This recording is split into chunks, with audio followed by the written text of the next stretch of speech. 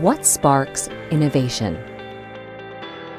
Is it thinking bigger or smaller? Does it strike fast or slow? Is it a flight of fancy or a stroke of genius? Innovation is everywhere, on desktops, in pockets, on wrists, in us. Innovation answers big questions, finds inspiration anywhere. It connects great minds, imagines the impossible, and propels us forward. At Keysight, innovation inspires us, fuels us to redefine precision in measurement, to surface insights, to remove barriers so the next stroke of genius is yours. We are Keysight. We accelerate innovation. It is a first attempt to create a section, humanitarian section in a technical conference. Yeah, it is our first attempt. Yeah, please don't shoot the pianist. He or she will play as can. Yeah, don't shoot us. And today we have 7 speakers. I will be a first speaker. Second speaker will be Professor Dmitry Palchunov. He will present his talk online. And then we will have another 5 talks. And reglement, first 2 speakers can use half of hour, yeah, and another speakers just 10 minutes, okay? Students' talks. Okay, I would like to start my talk. Please, can you give a presentation? Give us presentation. Okay. I would like to present talk connection of fundamental linguistics and philosophy of language with development of information technologies, historical analysis, and perspective prognosis. How it is working? Can you stand here? Speak into the microphone. How can I change slides?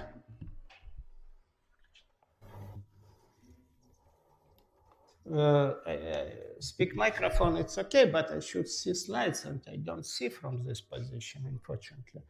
Okay, a key point of our section and my talk, where is a point for interaction between humanitarian science and computer science. I am a professor at Faculty of Information Technology of Novosibirsk State University. And mostly I am presenting some humanitarian courses for technician students, yeah, for students who would like to learn computer science. And first question for me to explain my students why they should learn humanitarian science. Yeah? Because in Russian educational traditions, there is very strong separation between humanitarian science and natural science, yeah, humanitarian science and technical science. And most of students and teachers from technical faculties, from technical university, really don't understand why we need history, yeah, why we need philosophy, why we need psychology. You can see how many people are present here, yeah. In our humanitarian sections, just a few persons, yeah, who are not humanitarian. Most typical view informatics, it's something about computer, yeah? It's something about computer. There is mathematical aspects of informatics, yeah, and there is technical, physical aspects of informatics. But also there is humanitarian aspects of informatics. In reality, informatics, it's science about information. Yeah? It's science about information, its properties, applications, and methods of processing. And processing of information include both technical and psychological and cultural aspects. In front of computer, always there is a person. Yeah? There is a live person who is sitting in front of computer. Such person has some needs, individual biography, psychological characteristics. Why we need computer? What's application of computer science? What's need which we try to solve by means of computer? If you know history of computer techniques, first 20 years of computer technology, it's only military application. Almost no non-military citizen application of technologies from early 14th and till the first 20 years of computer technology. And now for effective development of computer technologies, we should understand what people want to receive from computer. Of course, each person involved in social community. I had experience of life in Western Europe. I lived also in China several years, and I understand that arrangement of human society very different in different parts of world, and it is changeable during the modern world. We should think not only about individuals, but about communities which created computer technologies which interacts between each other and which are changeable, of course, during different historical periods. In my present talk, I would like to discuss different aspects of integration between science of language, science about language informatics, and computer science. What's the difference between linguistic and science about language? Linguistic, it's more narrow concept of language. There is a classical approach in linguistic, which usually is a standard position in our university courses. We know what is structural linguistic, we know what is comparative linguistic, but there are many other languages about science. It's philosophy of language, psycholinguistic, neurolinguistic, and I would like to discuss interaction between computer science and different kinds of language studies. Okay, I will try. I don't know if it will be successful or not. Who knows? Okay, philosophy of formal and natural language. Who can translate? Who can translate? Translator, please. No. Translation to Russian. Воркалось хливкие шарки, пырялись по новей, хрюкотали зелюки, как мюмзики в мове. Who understand? It's Alice in... Зазеркалье. Не в стране чудес, а в Зазеркалье. Okay. Another Alice. Same. Lewis Carroll, he was famous mathematician, Dobson. His real name is Dobson. It is an example of so-called pseudo-language. It was artificially generated because in the first part of 20 language, there were a strong discussion how mathematicians can describe language.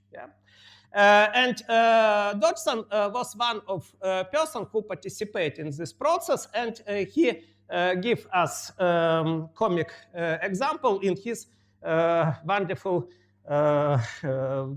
poem Barmaglot or Jabberwocker. Information technologies need special formal language.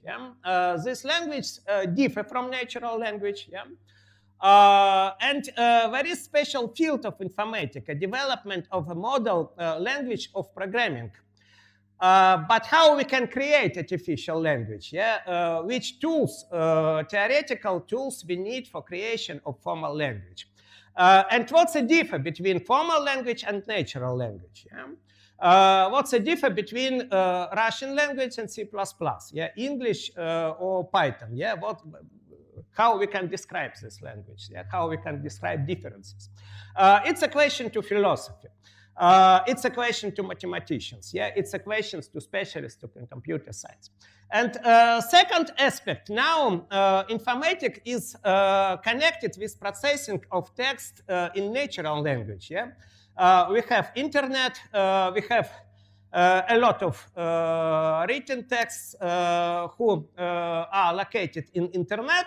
And there is special area for computer technologies, for new computer technologies. Yeah, it's processing of text in natural language. And there are search programs, databases in natural language, machine translation system, etc. How we can do language processing by using of computer? Yeah, it's the second aspect. Okay, we have two aspects for philosophy. How to create formal language and how we can work with natural language. Yeah? A little bit history. Some seeds of this program, of these problems, these problematics, can be found by reading texts of antique philosophy. Yeah? I am presenting course History of Philosophy for students in Faculty of Information Technologies. And we analyze this Plato, we analyze this Aristotle and other philosophical texts. And my aim to demonstrate that problematic of modern information technologies can be found in antique texts. Of course, Plato, yeah, he will be surprised if Plato, if I never meet with him still, yeah, maybe in future, please. But Plato surprised if I will tell him that he is founder of modern information technology, yeah, of course. But some ideas, yeah, some ideas which located in several parts of his dialogues can be presented as seeds of modern information technologies. And all of these people try to create conception of language. What is language, yeah? And why we need language and how language is arranged, yeah? And sophistic position, we have not objective knowledge, yeah? There are no objective knowledge in the world, yeah? And when we communicate, I just transferred my state to you, yeah? I believe in some view of reality. By means of speech, we can change an opinion to other people. Yeah, I can give you my belief. Yeah, and sophistics have offered the theory of speech styles. For achievement of different purposes, we have to speak in different manners. Yeah, it's absolutely different manner. Scientific report, yeah, ordinary communication, yeah, communication in with students of one specialty or with other specialty. I need different style, yeah, and they try to describe style of communication. Plato, it's very interesting theory of natural names. The natural name reflect properties of thing. If I know name, then I know property of thing. Yeah, it's similar to chemical formula. Yeah, it's similar for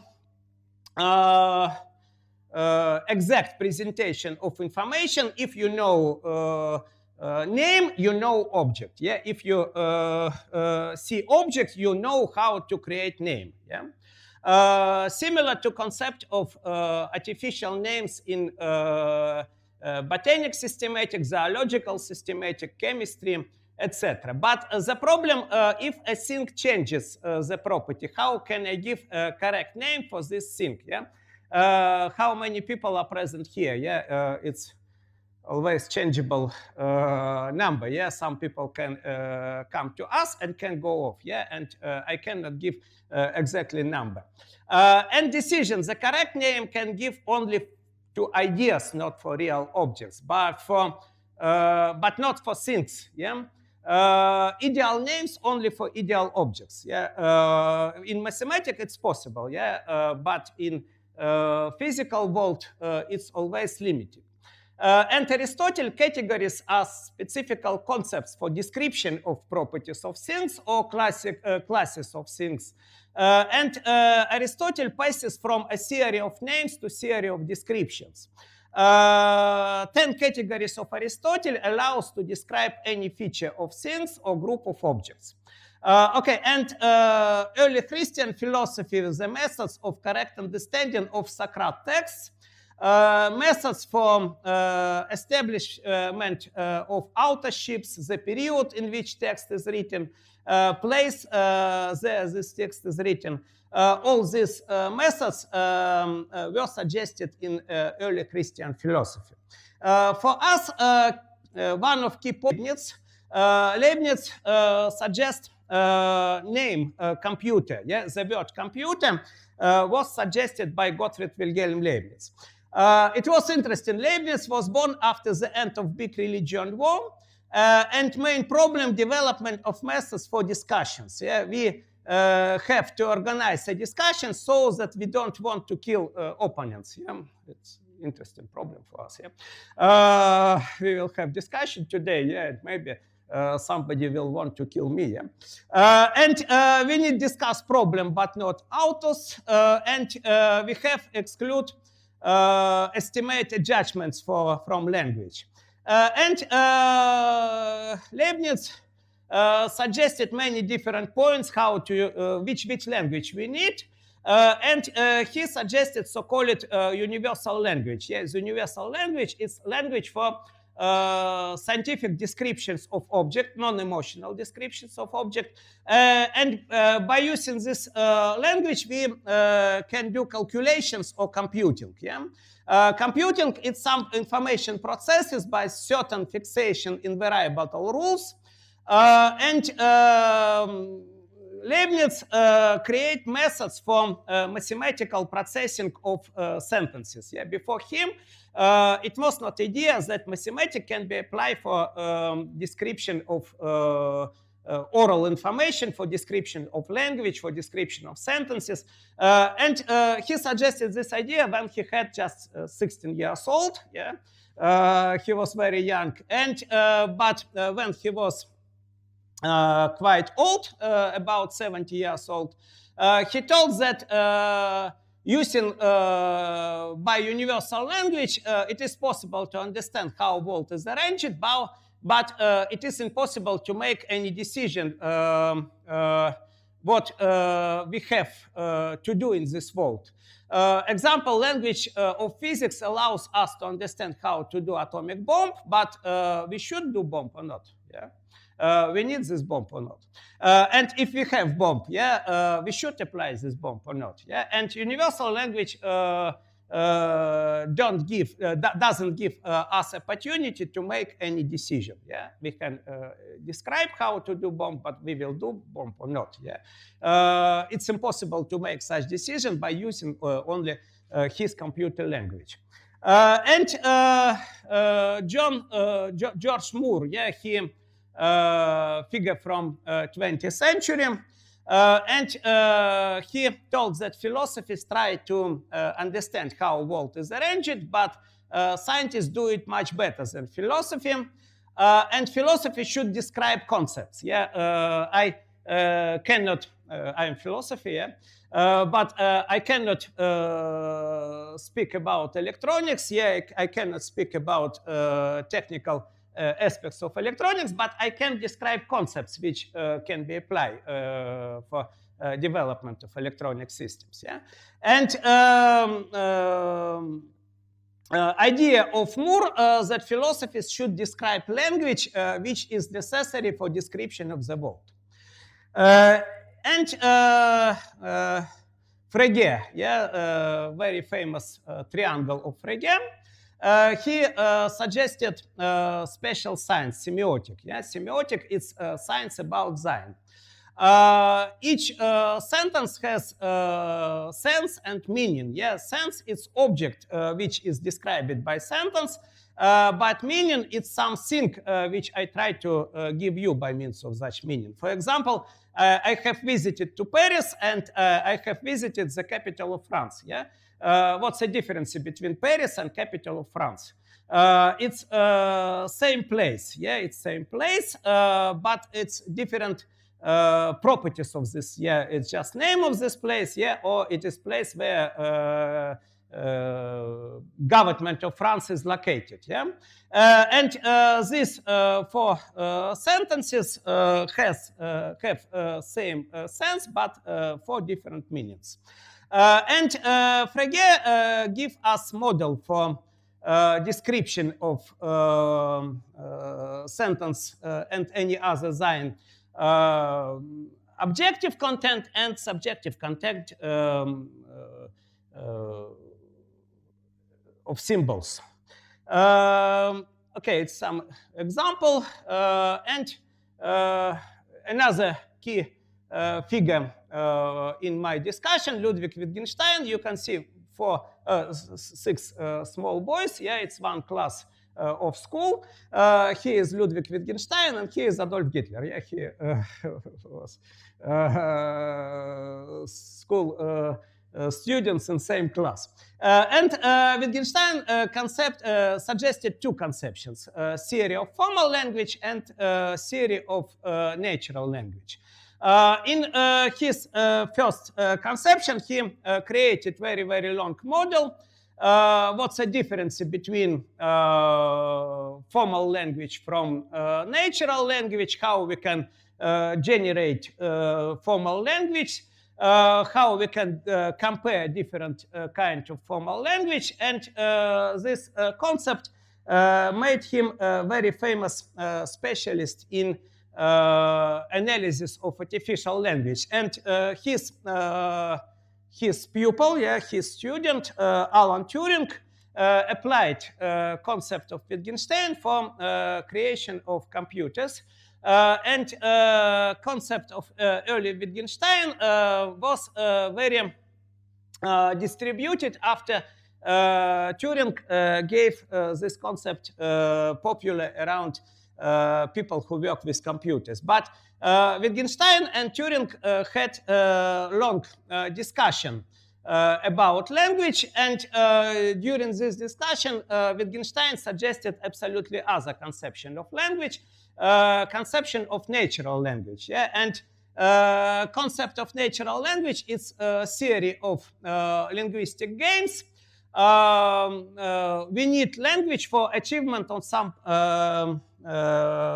goal, yeah, or achievement of some external aim. And he suggested a theory of language as a communicative theory.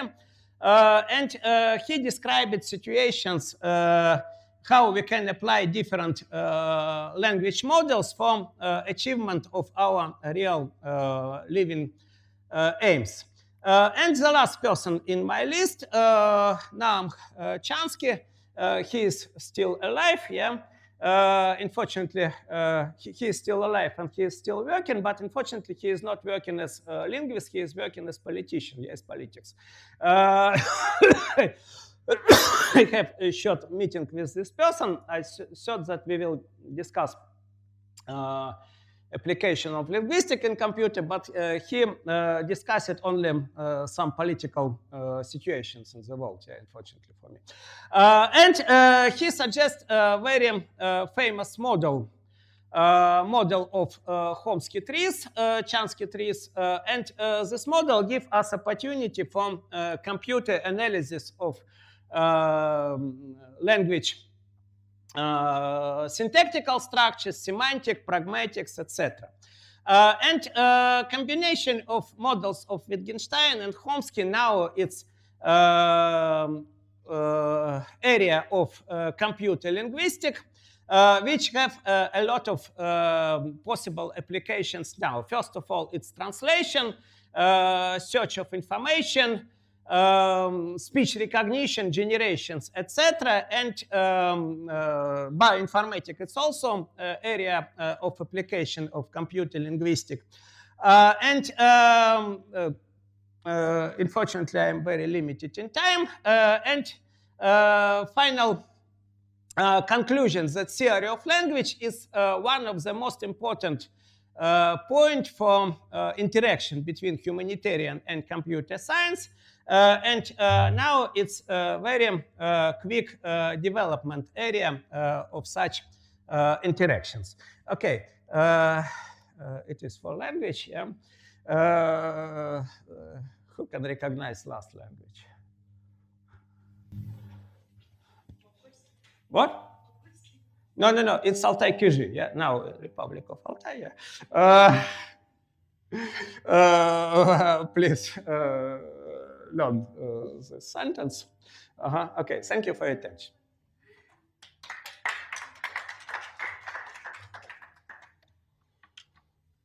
Any question? Yeah, sure. Vladimir. So, hello, you can see me. So, yeah, thank you for the presentation. Well, I have a question because your presentation was about philosophy and such. Not only about not philosophy. Not only about philosophy, yes, but let us philosophize. Well, you said that if you have a universal question like question of physics, we cannot answer some question like should we use atomic bomb or any other question? It's Leibniz told. It's position of okay. Okay. The Leibniz. Yeah, well, but as we know, language can change. It can modify. It's grown like a person. So if and physics also modified. It's developed. We learn new things like every day. And my question is,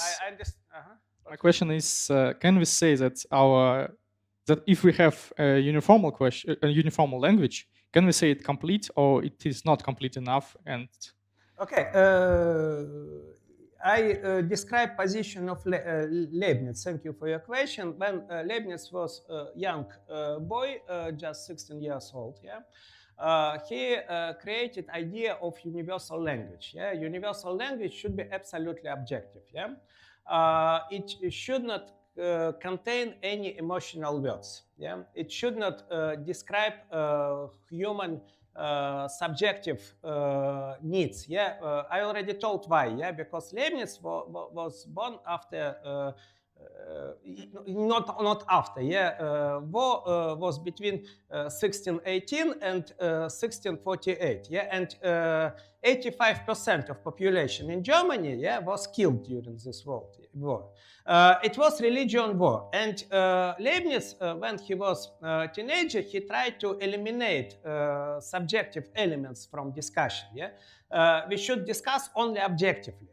And he created idea of computer. Yeah, computer, it's some methods for decision making. Yeah, for him, computer is not machine. Yeah, for him, computer it's a person. Yeah, who made decision absolutely objectively, absolutely non-emotionally. Yeah. But when Leibniz was quite old person, he lived more than 70 years, yeah, and he thought, okay, I am computer, yeah, I am computer. Can I understand how is world organized? Yes, yeah. Can I understand how I should achieve some aims? Yeah, yes, I can. But can I understand I want to achieve this aim or no? Yeah. And he answered no. Yeah, objective language is a language about reality, but not about my mental state. And language of physics, yeah, not enough for description of physics himself. Yeah, it's language of physics. It's language which enough for description of world, but not physics. We need, it's also idea who suggested Alfred Tarski. Alfred Tarski, famous Polish and American mathematician who described idea of objective language and meta language. Yeah? Objective language is language for description of reality. Meta language is description of person who describe reality. And this idea of two languages, yeah, objective and subjective. Yeah? Subjective language is not language of physics. Yeah, it's language of human mentality. I understand? Okay.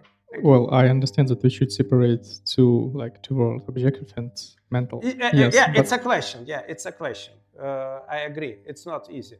Okay. I gave example. Yeah, in 1944, Soviet Union occupied Estonia. Yeah, or give freedom for Estonia. Yeah. How to separate? Okay, Vladimir. Thank you for great talk. I want to emphasize my strongly support for the topic because I'm from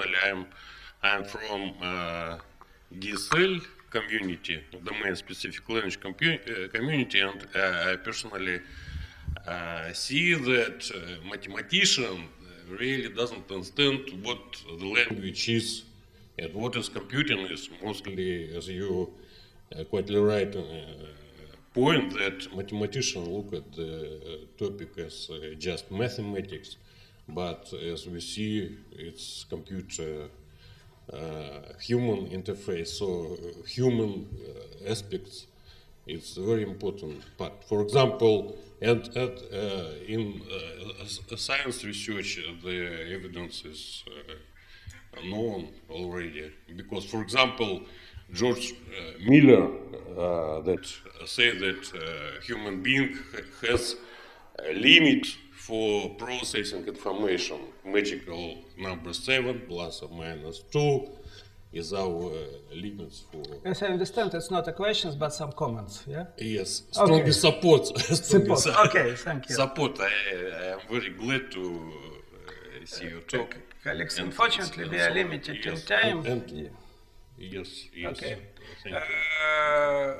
If you what about questions? What about the talk is great things. What about to write some book on or maybe you can recommend some book on the history of science, history of language, history of computing. There are a lot of books about history of language in English. Yeah, there are a great literature from United States of America and Great Britain. Yeah.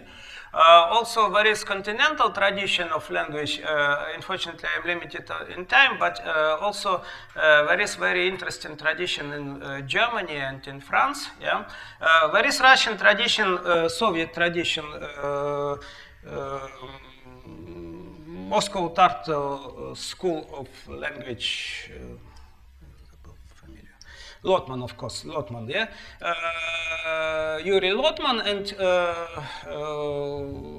unfortunately, no good, not good books in history of language in Russian. Yeah, in English I can give you, of course, the reference. Colleagues, if you will have any other question, yeah, sure. Last question. The main topic of your speech is an interaction between yes. Humanitarian sciences and technical sciences. Yeah. But I think that what is the main question of philosophy? I can just give you a main question of philosophy of language. Yeah. No. Philosophy, how to be happy. No. Yeah, main question of what's the first? First question of philosophy, how to be happy. No. How to be more clever. The first question, a main question of philosophy.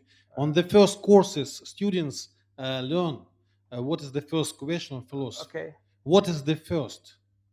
Philosophy has no first question. Что первично? It's Lenin interpretation. Sorry.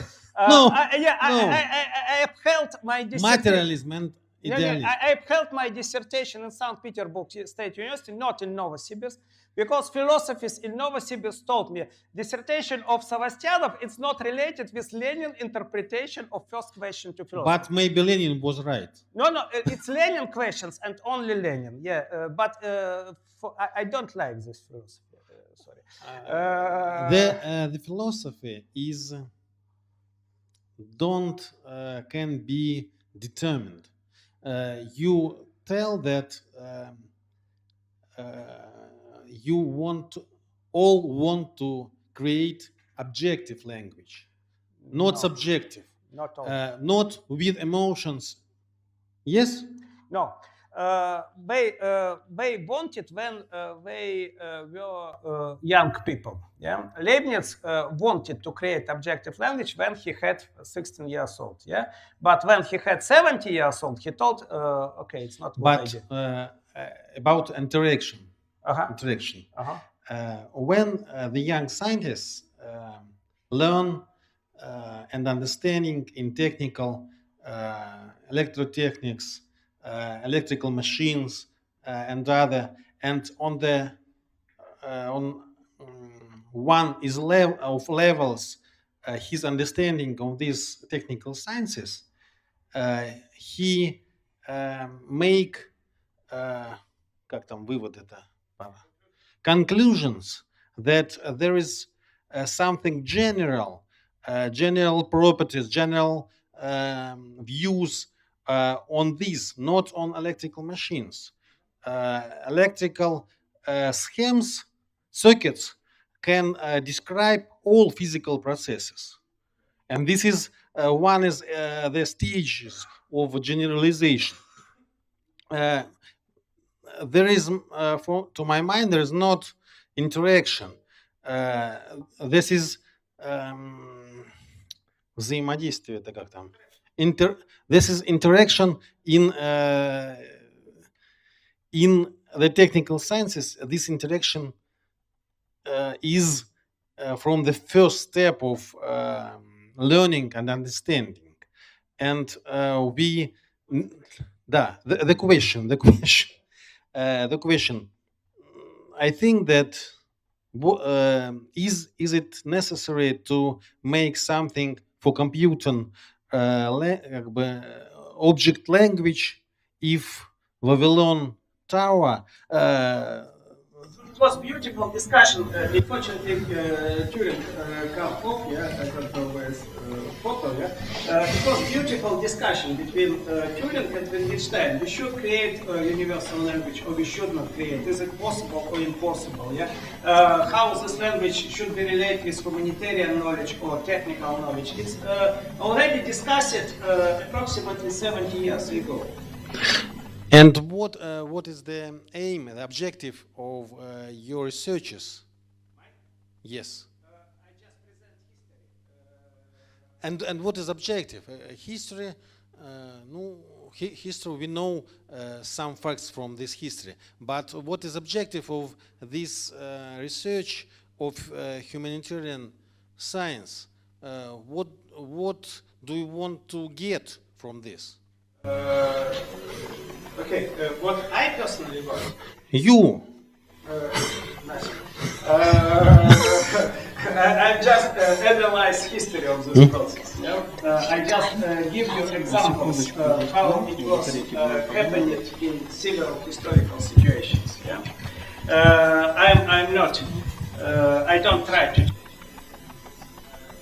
I just view from outside position. Okay.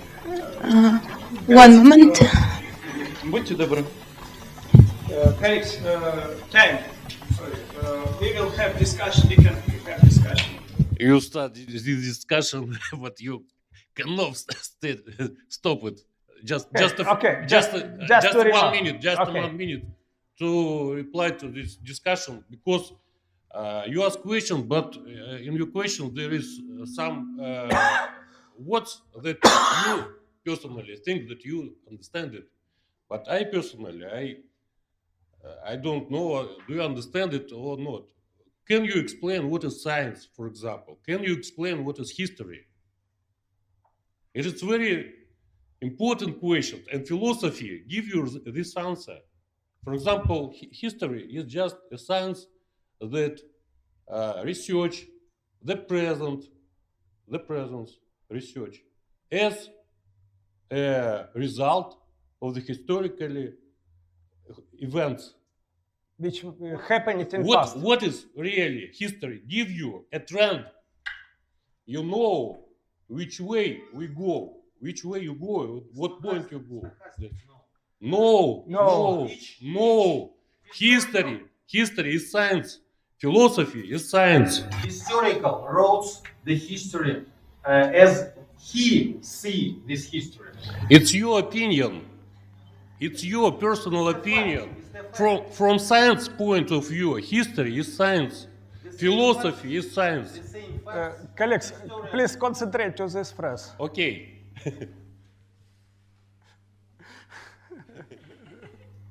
Again, please read this again. Yeah, really, it's very complex question that must be start from the question: what is science? What is science? It's main question. And as I see, most scientists from physics, for example, from mathematics, doesn't understand what is science is. Thank you. Each person for each other describes it. For example, the science is the way to make a knowledge. It's your opinion. Philosophy give you knowledge. What is science? Colleagues, Philosophy don't give anything. But you just don't read the right book. colleagues, it's very interesting topic. Excuse me, please. It's a brilliant topic for discussion. I initiated this discussion. Okay. We will have a lot of opportunity to prolongate in Russian. I think in Russian it will be more interesting than in English. Yeah. Unfortunately for me, we're very strongly limited in time, and I should give word to another speaker. Yeah.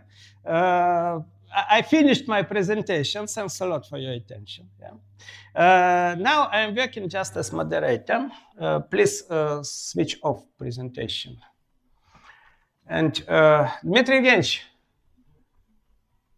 Меня слышно? Of course, sure, but speak English. Сейчас.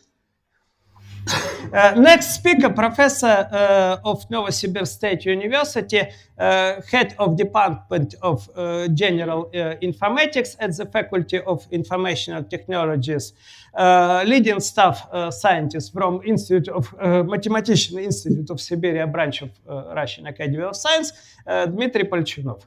Dmitry Evgeny, please. Thank you.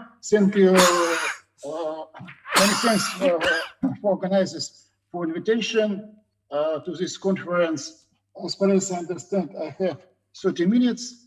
Well, and topic of my lecture is methodological problems of modern the interaction between people and digital systems. Well, when we consider digital systems, of course, it's very wide object, but I will speak mostly about three kinds of interactions: end user and software, some program systems for end users and so on, end user and smart assistant, for example, recommendation systems and so on, and subscriber and some digital network. For example, it's mobile network. Well, one of the main questions is usability. It means clarity of the set of functionalities and of the tree menu, and quickness of goal achievement and of solving user tasks. And if, for example, the first is more adequate to first case is only for program systems, next is very important for digital assistance, for smart assistants. Well, what is desired usability? It's easy to use. It means that minimal numbers of steps or number of clicks to solve the task, and clear and understandable screen menu. But there are some problems. a number of steps which is necessary to solve the user problem. It's usual characteristics to describe usability, but user does not know the whole stream menu. For example, if a person wants to obtain his goal, in fact, real number of steps for the real user may be increased many times. Well, so when we consider problem of usability, we may face with again final flag, a tick. There are very interesting situations. For example, when you try to obtain some goal and don't understand why you cannot, it means that you should go to the quite different part of tree menu and change some options in this part, and only after this you can obtain your goal. Yes. The next problem is that only about 5–10% of functionality of complicated program systems is used. Why? Why it's happened? Because one part of functionality is not used because a person really does not need it.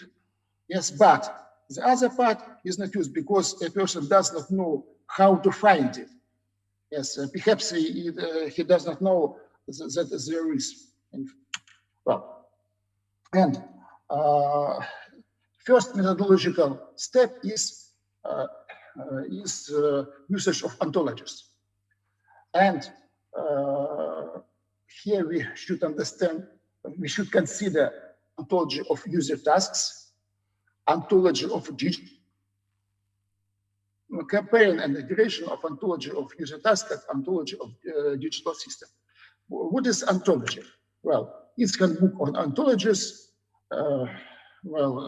printed more than 10 years ago, fundamental book. What is interesting? In this book, there is only one definition. What is ontology? Ontology is explicit specification of conceptualization. I don't know if everybody correctly understands what does it mean. It's a phrase of grouping. It's a very exact phrase, but sometimes people don't understand it correctly. Well, so first I will present strong and correct in mathematical sense ontology definition. Its signature set of key concepts. I recall that when we consider first order predicate logic, when we consider algebraic system, what is signature? Signature is language. It means that it's a set of predicates, symbols of predicates, of course, symbols of functions, and symbols of constants. And using this language, we speak about model. And using this language, we speak about every arbitrary subject domain. It may be a mathematical domain, it may be a real domain. Well, and S is set of analytic sentences, describing sense of key concepts. What does it mean? Well, and in this step, I would like to recall classification of truth. Firstly, it was introduced by Immanuel Kant, a very well-known Russian philosopher who asked to Russian imperatrice Ekaterina, he asked to Ekaterina for substituting place of head of chair, but he was not so perhaps he was not head in finally, yes, and he lived in Russian Empire, yes. Well, and but the final formulation was by Rudolf Carnap. Rudolf Carnap was a very distinguished person. He is founder and head of Vienna logical team. Well, For example, mentioned in previous lecture, Wittgenstein was very closely connected with this logical team. And just before it was discussion, what is science? And one of the most important aims of this logical teams, to distinguish between science, real science, and speculations, or what they call metaphysics. And they have found criteria. Now I have not time to discuss about it, so I will speak about classification. First, logical. Materials are violent or materials are not violent. It does not matter, do we believe about materials, do we suppose that they are violent? It's true. It's true only according to its logical form. Analytic. A dog is an animal. Yes. It's necessary. It doesn't. It's not necessary to catch each dog to check that it's true. Yes. And the sum of corner values of triangle is equal to 180 degrees. Well, and synthetic.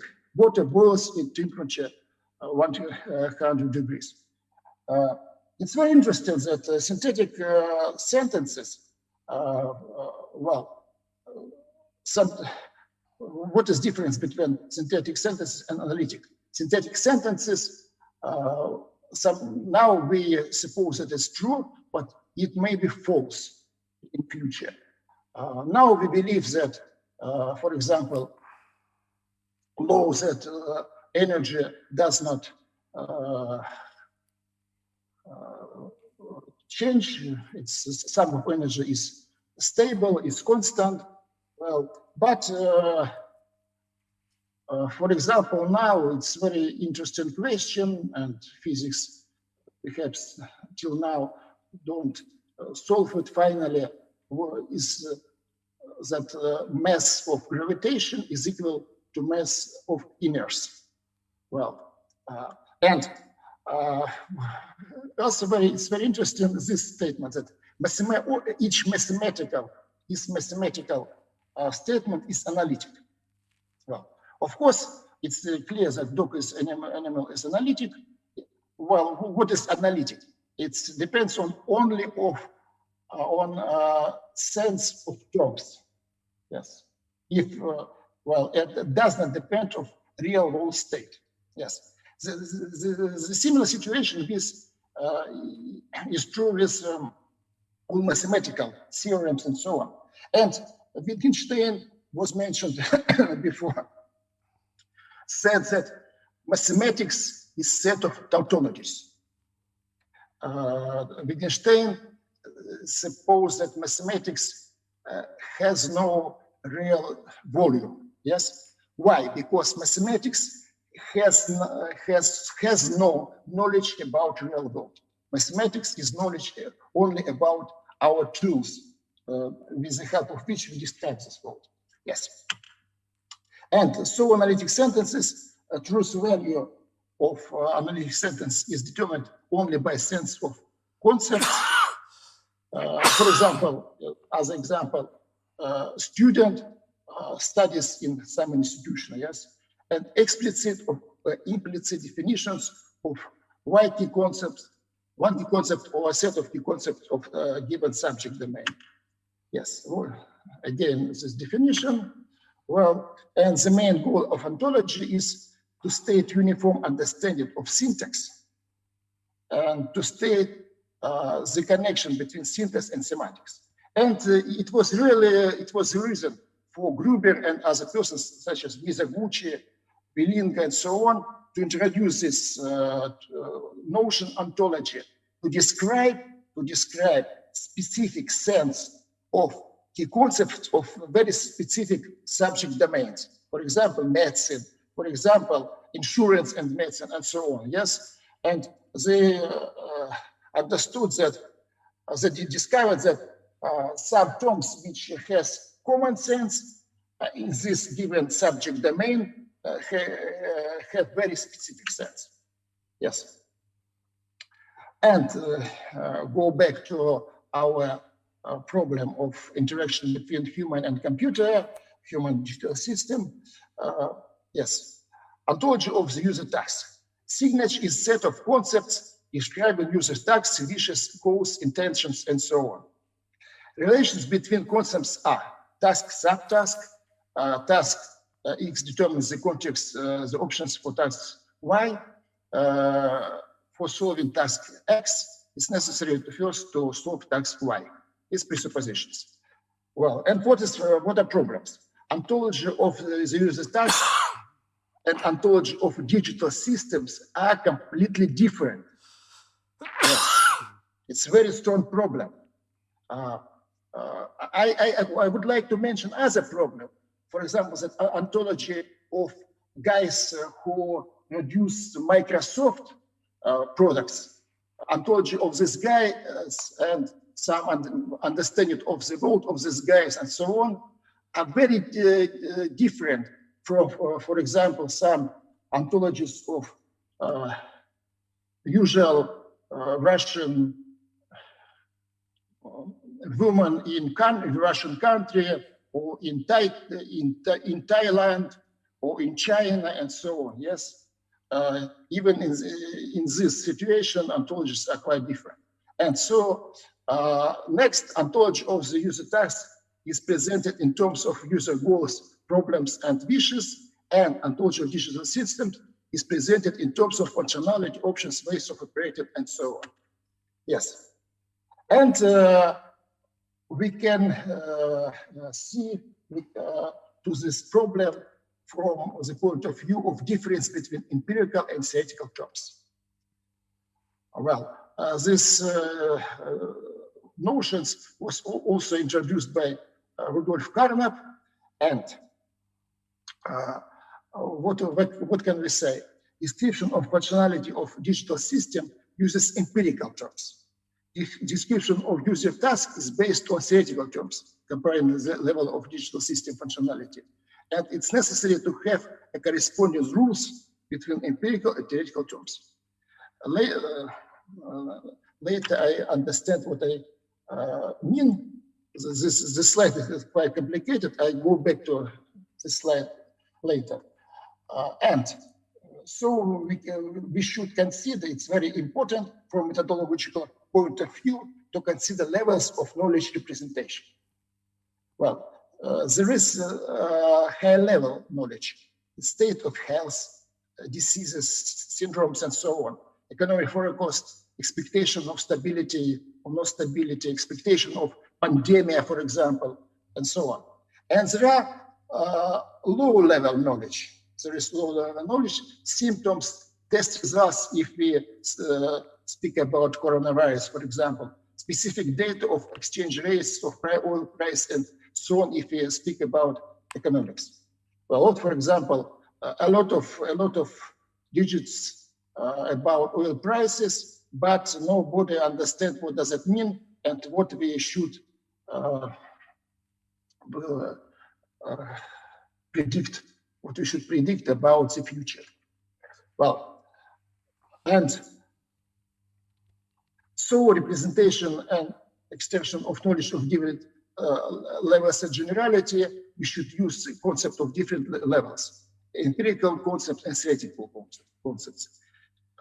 Well, and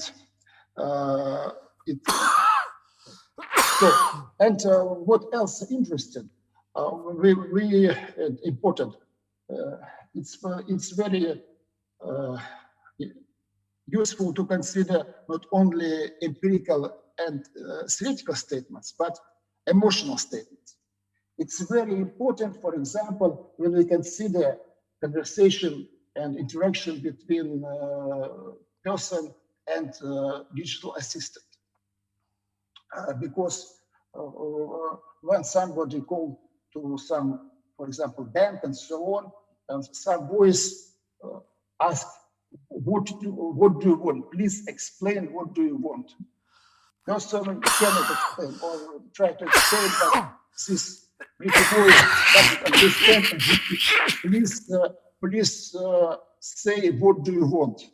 And in a couple of steps, few steps, person may become very angry. And at least system should understand that person is angry and switch this digital assistant to real guy who can really help to this person. Well, for example, now group under my supervision, group of my postgraduate student and few students develop system digital smart assistant for blind people, and this part of detection of emotions, emotional recognition in natural language text, in dialogue is very important. Really, it's very important to understand what really human feels. Well, and so we need to define concepts of one level through the concepts of another level, but now we face this principle of irreducibility of the concept of high level to the concept of low levels. It's very, very important principle. Not everybody or no every science understand this principle, and I know some people who try to do something not to use this principle, and it's something like persons who try to produce perpetuum mobile. Yes, it means irreducibility of biological level to the physical one, or reducibility of consciousness to reactions of neurons. Yes. Following that, perhaps, just now it was the discussion about materialism, Lenin approach to philosophy and other approaches, and if our position is materialism, determinism, we can suppose that everything may be described in terms of atoms. But if perhaps it's possible to describe human behavior in terms of atoms, but the size of formula of this description of behavior of person in terms of atoms or some chemical properties, the size of this formula may be larger than number of electrons in the universe. It's real possible. In mathematical sense, perhaps this formula exists, but for real practice, of course, such reducibility is impossible. So what to do? What to do in this situation? Well, if we consider empirical and theoretical terms in the language of empirical concepts, we can describe, as I said before, test results, patient symptoms, and so on, tariff plans, and so on. And in language of theoretical concepts, we describe diseases, syndromes, mobile subscriber needs, and so on. Yes, and what we should do if we want to compare these levels. It's necessary to use correspondence rules between empirical and theoretical terms. Yes, and I go back to the slide. Yes, and what is ontology of the user task is meta level for ontology of digital systems. User goals, wishes, intentions, and problems are meta concepts with functionality of digital systems, and integration of ontology of user tasks and ontology of digital system, and that with the help of corresponding rules. Well,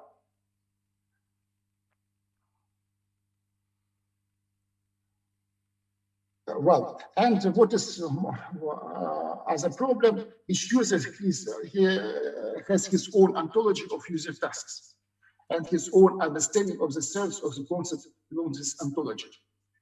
Digital systems is intended to all users. And for example, products of Microsoft is for all whole world. And of course, some people in Europe, in Germany, is very different from people in India and so on. And the solution of this problem is clustering of users and creating different ontologies of the given digital system for different users. But now it's perhaps impossible for such a system as Microsoft Word, but it's really possible.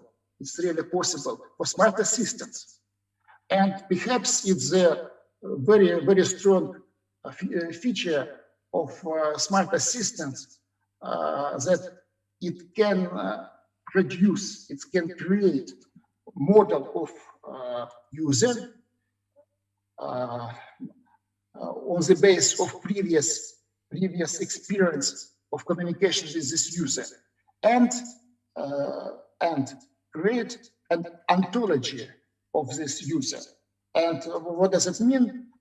Specify sense of terms which really understands this user. Yes, and I speak about it a bit later. Well, and if you go with this, creating corresponding rules, as I said before, describe the understanding to the digital system functionality, how to use it. It's hierarchy of functionality, this three menu, presupposition, precondition, and postcondition, and how operate digital system and how to set options. Yes, and the very important notion is presuppositions. When I said about different understanding of different people, it's very good. It may be very good described with the help of this notion of presupposition. What does it mean? Presupposition is a statement X, the truth of which is necessary for truth or sensibility of the statement Y. Example.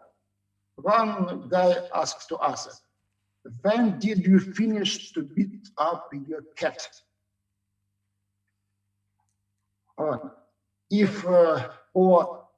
Perhaps other kind, did you finish to beat up your cat? Did you Say finish yes to drink vodka every morning? Cognac. If we remember Carlson,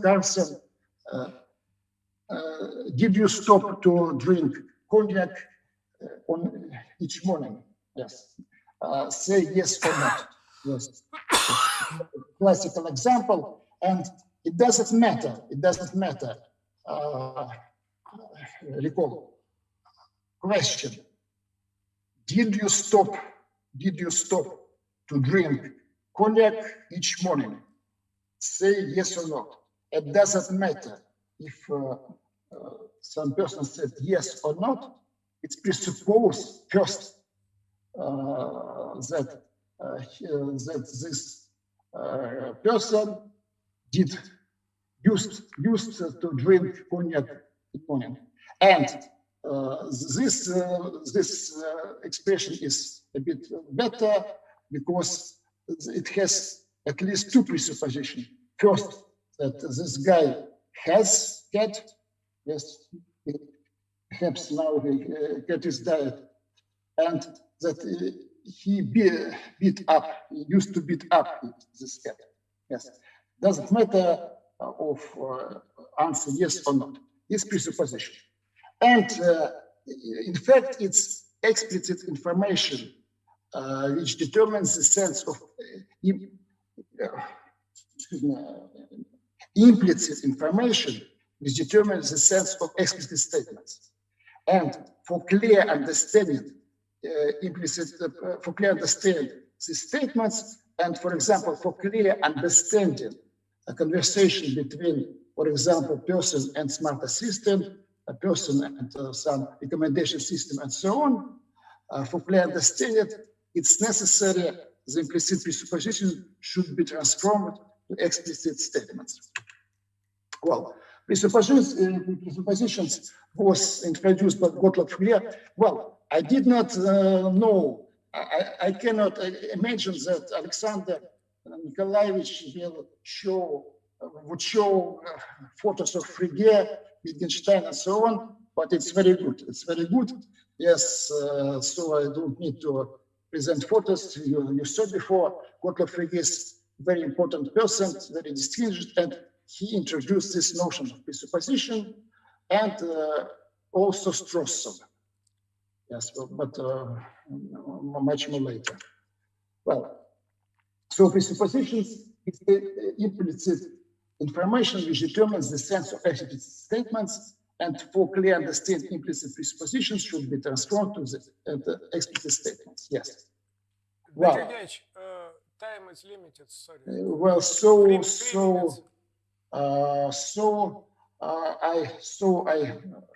yes.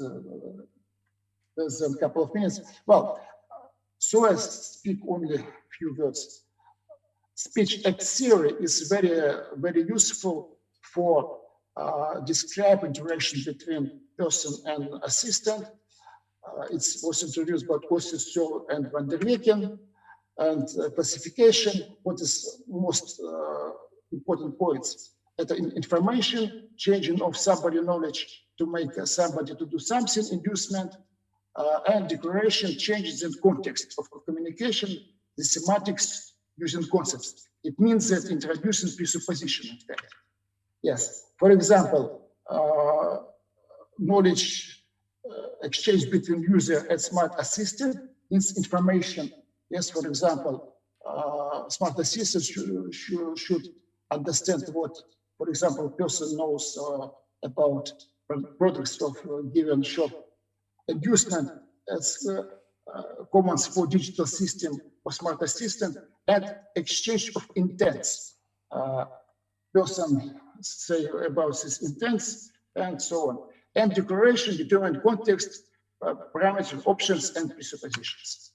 Yes. And now I have no time. I wanted to speak some about mobile operators as a problem. Well, but it's no time. Well, I only say that we really applied some technique to find good recommendations for mobile subscribers, as we deal with such information about one of the biggest mobile provider of our country. Well, but I have no time for this part. And so, thanks for your attention. Thanks a lot to Professor Palchunov for a very interesting talk. In our two talks, you can see that we're relevant to each other. Yeah, it's two interacted topics. Somebody has questions. Yeah, please. Dear Professor Palchunov, many thanks for your great talk. The question is, what about the problem of several ontology for the same object? It's problem well known in the classification theory, and I think in ontology the problem is the same. The object, if we have one object, we can propose several ontologies for this object, and this is the problem. What do you think about it? Well, I would like to repeat that when I speak about ontology, it means that it's ontology. Professor Willi, the founder of analysis, said that perhaps it's better to call it semontology, ontology of semantics, because ontology is in philosophy, it's how to say construction of real worlds, top level construction of real worlds.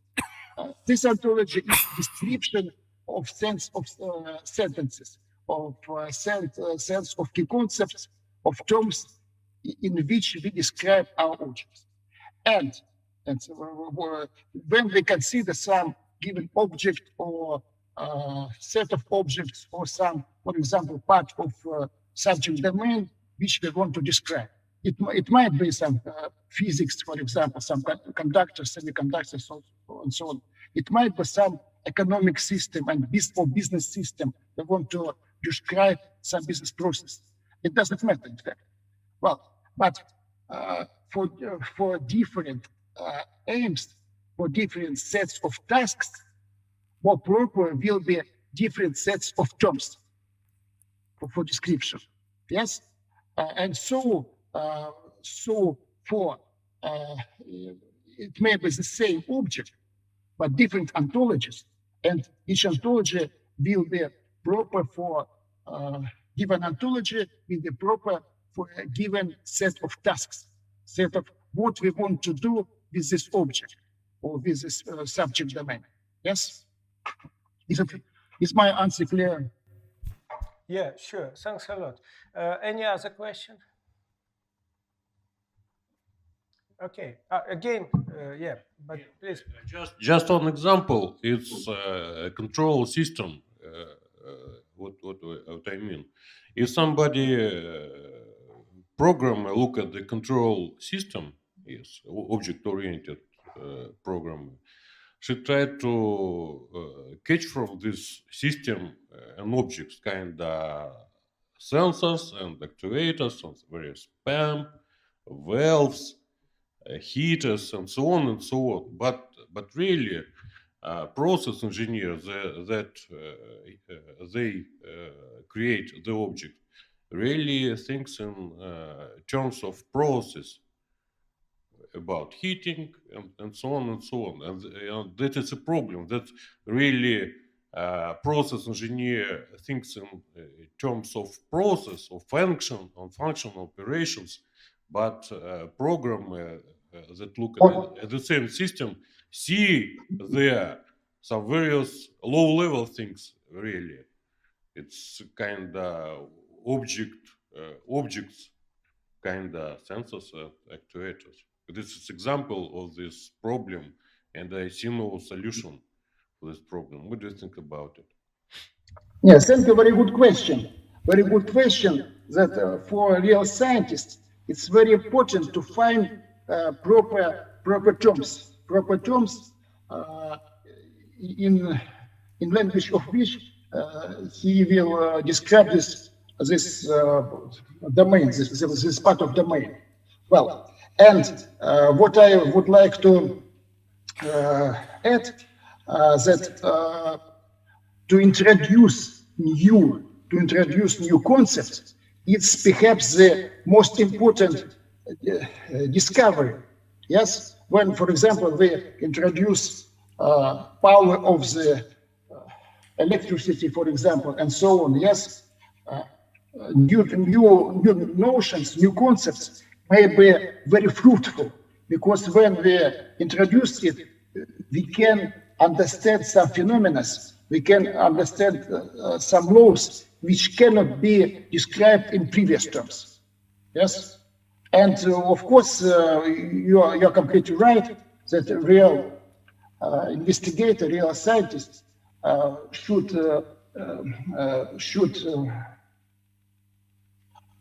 collect, should find proper set of terms for description of his tasks, of his subject domain.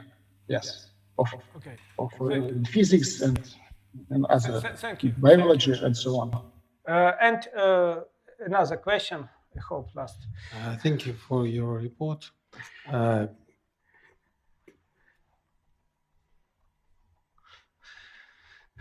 What is who is a consumer of these models of the interaction between people and digital systems? those people who create digital systems or people who use this digital system? Thanks a lot for a very important question. Understand? Sorry? Understand? Yeah, thank you. Very, Yes, very yes, good, very interesting questions. Very interesting question.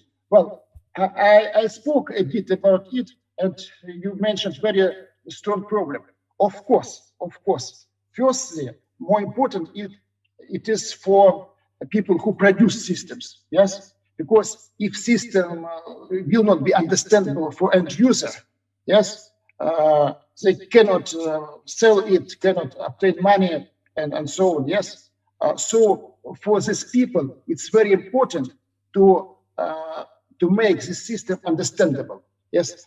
For example, in menu, the set of concepts which they present to explain for user should be quite clear and understandable, yes. Thank you. I understand. And the next question, and if the people who use this digital system don't want to be modeled by those people who create digital systems, or if this the main principle of capitalism to make all the people pay for those models and schemas to take money from all the people. Of course. Thank you. Very good question. And you're completely right. I can answer. Who asked them? Yes, it's real capitalism. Yes. Well, and now, for example, perhaps you have read some news that if you want to have Google Maps, you are completely describe your behavior is completely described all your experience described by Google and is in database of Google, and you have two choices: to use all functionalities of Google Maps and be completely described by Google, or not to use this product. In this situation, you will not be completely described. But now you not only modeled your behavior, your experience, your some events and so on are in database of some companies, and perhaps is the reason why Putin asked for this information to be in Russia. Perhaps I don't know exactly. I think that. Sorry, limited. Thank you. Thank you. Again, interesting discussion, but unfortunately we have just 2 hours. Thank you for your attention. Thank you for invitation. Goodbye. Dmitry, again, thank you for your participation. Unfortunately, you are just spiritually with us here, not physically. Physically, it could be more interesting. You are explorers. It's who you are. You think bigger and smaller. You think faster and slower. You take inspiration from everywhere so you can innovate more. Your visions start in rooms, move to desktops, then to pockets, then to wrists. You ask big questions, pose impossible challenges, all the while seeking those who believe like you do. At Keysight, we believe. We nurture the far-fetched, remove barriers that limit possibilities, and stay ahead of the standards. We redefine precision in measurement so you can go smaller. We integrate and expand test functions so you can streamline complex workflows. And we surface intelligent analytics so you can innovate faster. We believe in you. We are Keysight. We accelerate innovation. Okay, Alexandra Pustovalova, yeah? Please start. But time is limited, yeah. The topic for our presentation today is building the ontology of cognitive functions. Currently, all ontologies are being actively created in various subject areas. The active use of the ontological approach to represent knowledge in cognitive neuroscience and cognitive neuropsychology began in the 2000s. Formal cognitive ontologies facilitate better description of the mind structure and its relation to the brain. The term cognitive ontology came into scientific circulation in 2005. The term was used to denote the taxonomy of states and process reflecting the functional organization of the brain. Cognitive functions are the most complex functions of the brain. To assess cognitive functions, neuropsychological tests are based on methods for analyzing patterns of electroencephalography or EEG are used. As the cognitive metrics, in these cases, it is customary to use the results of screening neuropsychological tests. EEG method is based on the registration of electrical potentials. Currently, the international 10 to 20 system electrode placement is most often used in EEGs. Figure of on this slide shows the EEG electrode positions according to the international 10 to 20 system and the associated neural activity. We can look at this. In this work, it is proposed the whole ontology of cognitive functions. The whole ontology will be represented by the tuple which is shown on the slide. The whole ontology includes a set of classes of describing the domain area and a set of binary relations between the classes. Also, the ontology includes a set of data properties, a set of logical actions, and a set of class instances. The protege editor was used to create the ontology. The ontology includes concepts of the domain used in the study of cognitive functions from the standpoint of analyzing psychometric and new psychological data. For example, the ontology reflects knowledge about prefrontal biomarkers of EEG at rest and knowledge about MMSE tests, which are used to study the dynamics of cognitive functions in the elderly.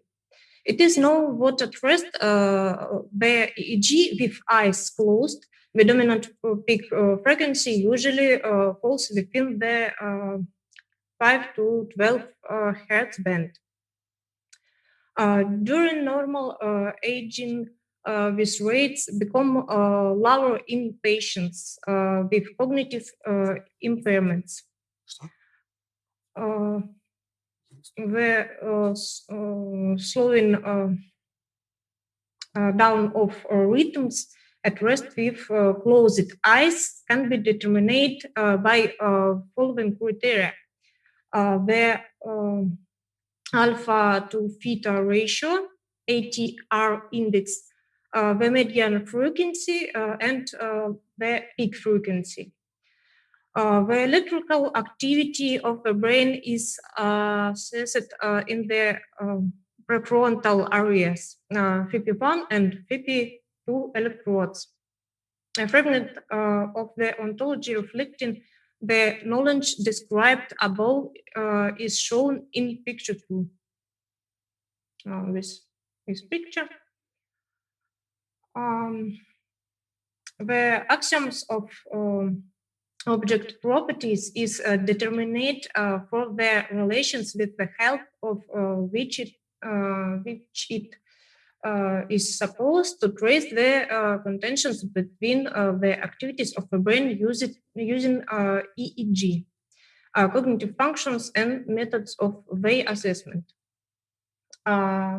Picture 3 shows a part of the object properties axioms, part of ontology instances, and the results obtained by reasoning.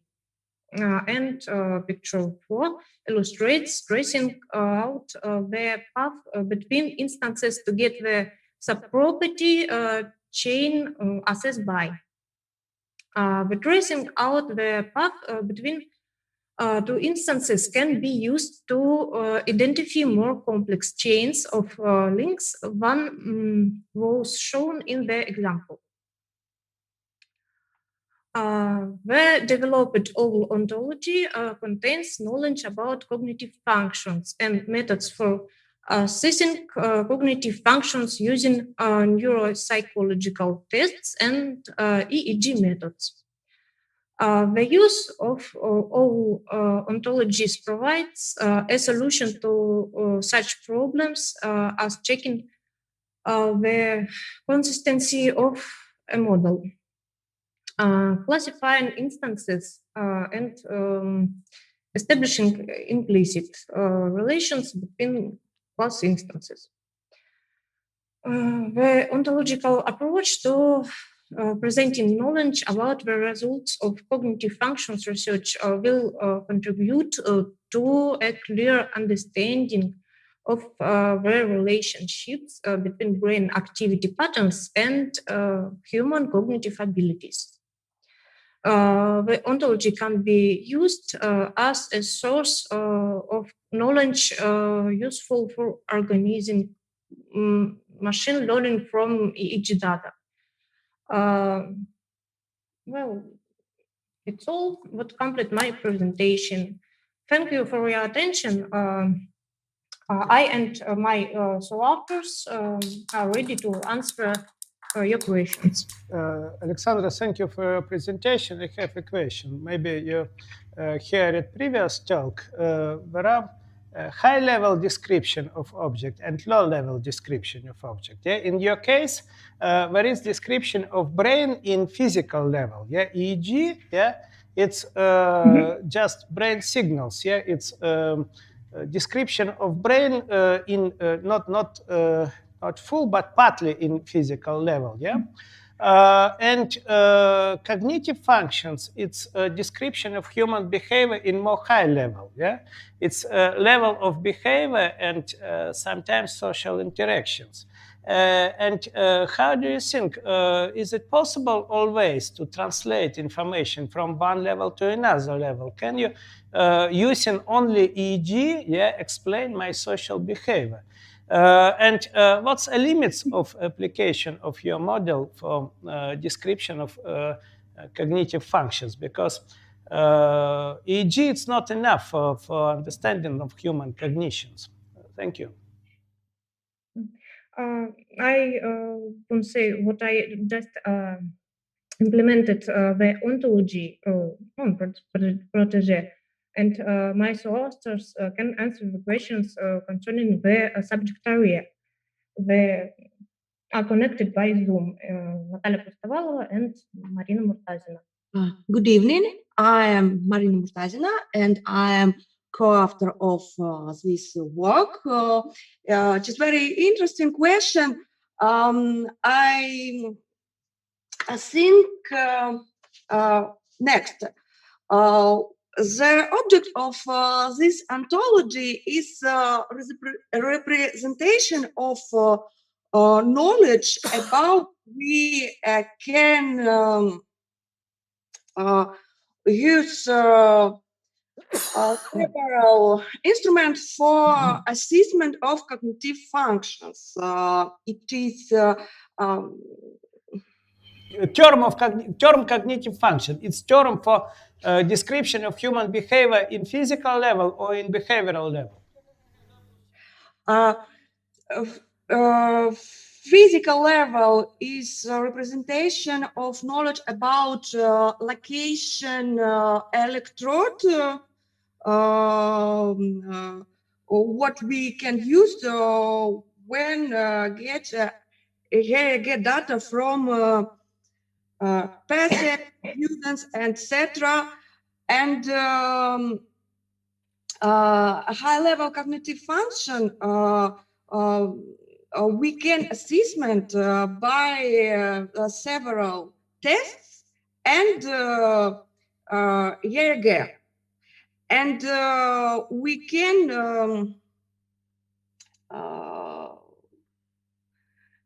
merge this pattern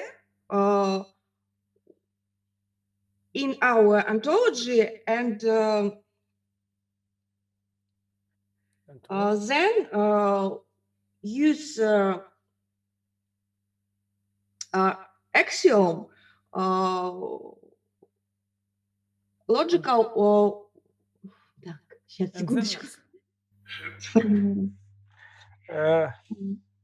Okay, thank you. Any other questions? Yeah. Thanks for presentation. I have a question about ontology building. Okay, I'm sorry. I have a question about ontology building. Did you find some conflicts of facts when you build ontology? And if you find them, how you resolve them? For example, at the second slide, there's a picture when after binding channels with mental functions. But it's not surprising that we can find some articles that conflicts with this picture. So how you resolve these conflicts of facts when build ontology? Thank you for your question. Our ontology has several sources of data.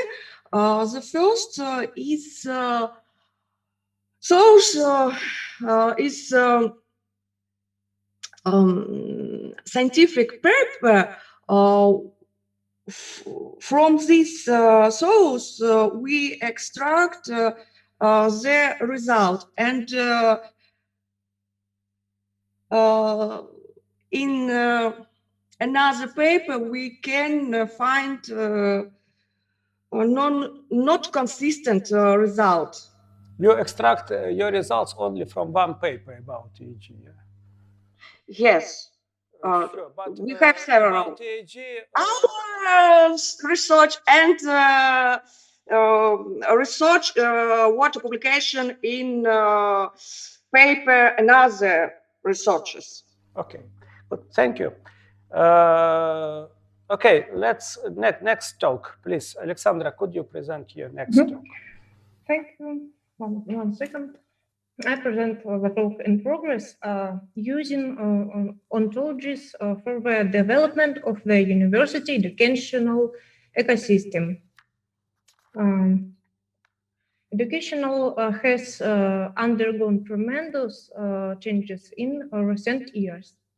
Requirements, the range of stakeholders, pedagogical paradigm, technical means, and much more are changing.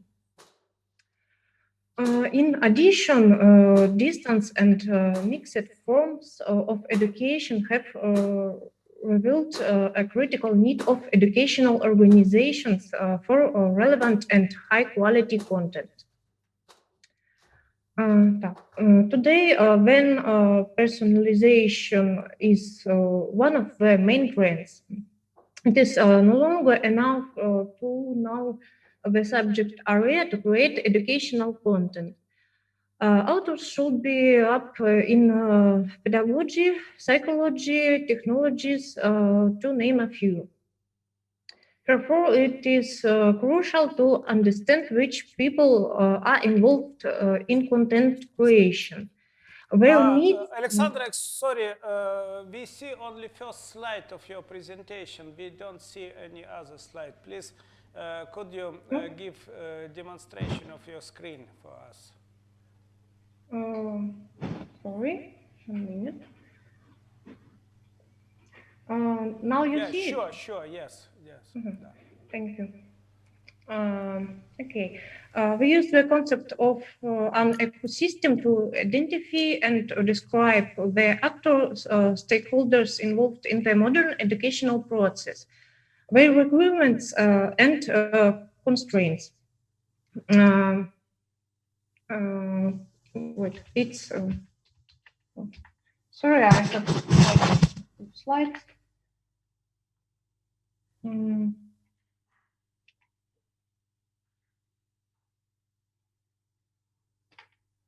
Now you see first and second slide. Yes. Thank you. Okay. The requirements of the actors determine the educational results and parameters of the educational process. Educational content and the organization of the educational process and teaching staff are essential tools for achieving educational results. There are many forms of its presentation, from paper tutorials and presentations to MOOCs and interactive tutorials and VR or AR simulators. The main question is how to make content work as efficiently as possible. Different learners, depending on their characteristics, perceive the same educational content differently. For example, someone does not perceive formulas or audio information. At the same time, modern universities already use some information about what students are digital footprint. In our work, in addition to that on gender and age, the field of study, academic performance, students of three faculties were tested using standardized adapted methods on Tower, Raven, etc. We try to determine the cognitive style of learnings, which must be further reflected in the learns model. Typical architecture of intelligent educational system includes standard models. Learners model, tutors model, domain model, interface. In our work, these models are proposed to be relayed in the form of broad ontologies for integration with university services through standard technologies, JSON, API, etc. The slide shows the developed ontology of educational content, which is further proposed to be used in conjunction with the students' model to recommend forms and technologies for presenting educational content, taking into account students' characteristics. And so, thank you for your attention. And again, I and my authors are ready to answer your questions. Thanks a lot. Has somebody questions? No. Okay. Thank you for your talk. Thank you, Alexandra. Okay, next speaker is should be here. Anna Popova, please. Could you come? My name is Anna, and I would like to tell about information technologies in evidence-based education. Problem and goal. Information technologies help to develop evidence-based education. The goal of evidence-based education is to use pedagogical technologies so that students show maximum results in the learning process. This is possible through the digital collection of data about the subject of the educational process and the analysis of this data. Evidence-based education research. This topic is being studied. This places us. Evidence-based education is quite common in the world.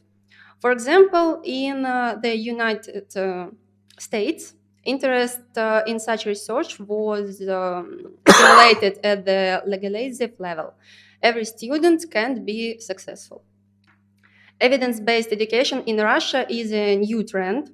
The most interesting experience is presented in the works of these authors.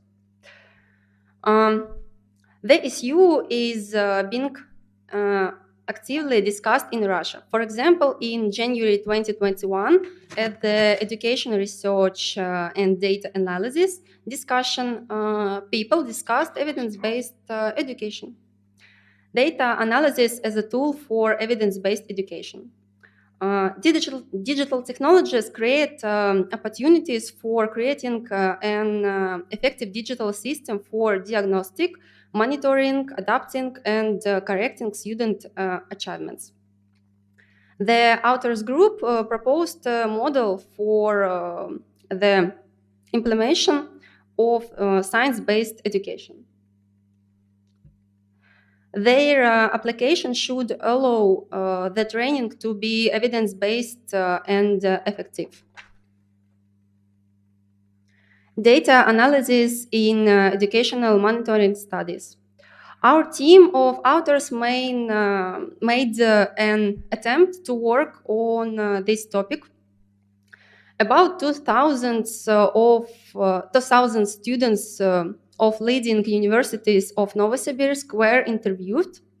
The question, what skills would you like to get while studying at the university, was answered with the results shown on this slide. Students are interested in teamwork and formation of self-organization skills.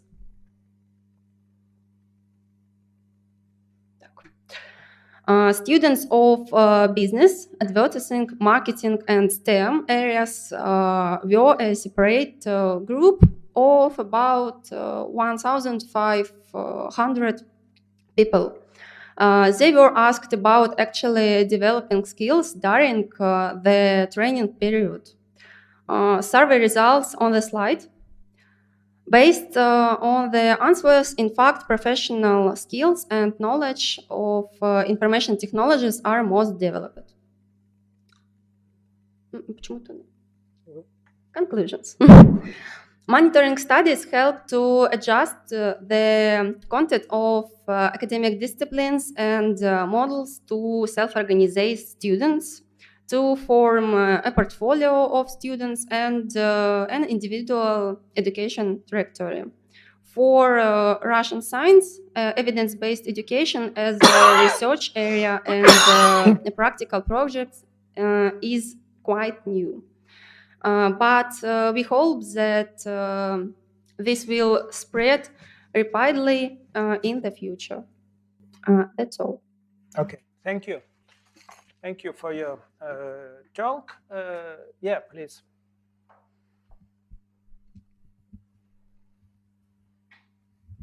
Can you explain me the evidence of what? Evidence? Evidence of what? You Of theorems. You told evidence-based education. Evidence of what? Evidence of what? Что На именно чем доказано? Что именно доказано? Чего? Что Ага, Доказательство чего? Evidence-based education is education based on individual approach to the construction of educational programs. Maybe I can try to explain this term. It's distributed term in Western educational approach. Do you know that Earth moves around Sun? Yeah. Yes. But how you can prove this? By physics. You know how you will do it? I know how to.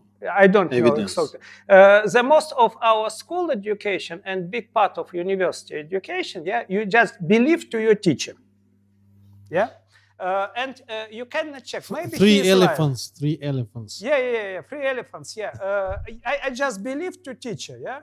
But evidence-based education means that student can check teacher is right or wrong. And it is main idea. Yeah. What evidence of what? Evidence of what teacher told me. And how can it? It's a question to her, not to And how can the student check the teacher? Как студент может проверить преподавателя? Да, как студент преподавателя. Земля крутится вокруг солнца. Вот смотрите, доказательное образование это означает, что я могу проверить, что мне сказал преподаватель. Да? Если я не верю учителю, я могу его проверить. Как? Yeah. No, not to me. Not Internet. But maybe One internet, click. Yeah. But I sure that this type of education is not very good because the student must try to understand himself and put this knowledge through his body, his mind. And if he take the answer in internet, he don't have this knowledge through the 5 minutes after the lesson. Understand? Yes. Okay. It's not question, it's a comment. Yeah, please, Vladimir, your idea. Firstly, yeah. I must say the Earth doesn't round sun. Sun and the Earth around middle center of his masses. So the question is about what is practical value of your results? Practical value. Yeah. Where you plan to implement it, and what practical value do you think to obtain?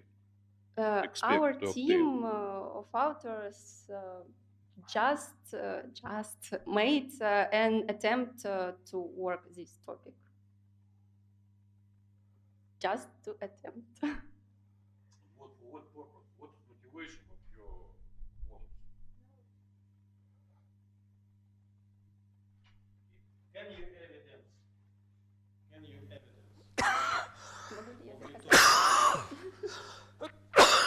Believe me.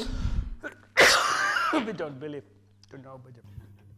Okay, thanks a lot for interesting comments. Thank you for interesting talk. Next speaker is Natalya Milakhina, please.